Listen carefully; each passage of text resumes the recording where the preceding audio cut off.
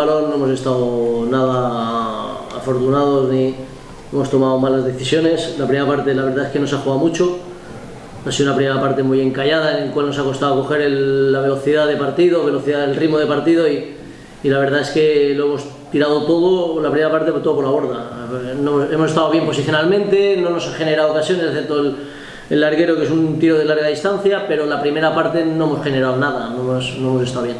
La segunda parte hemos estado mejor, hemos llegado en muchas ocasiones por fuera, pero nos ha faltado la toma de decisión, nos ha faltado ese último pase.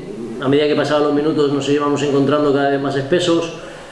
Bueno, no ha sido nuestro mejor día con la pelota, pero bueno, el equipo ha trabajado, ha estado ordenado, creo que al final la genera muy poco, excepto al final 2 contras que te pueden enganchar. Bueno, partido malo, ya a pensar en otro. No, más que un poquito de exceso de... sí, puede ser, pero no lo considero así. Nos ha costado mucho la primera parte.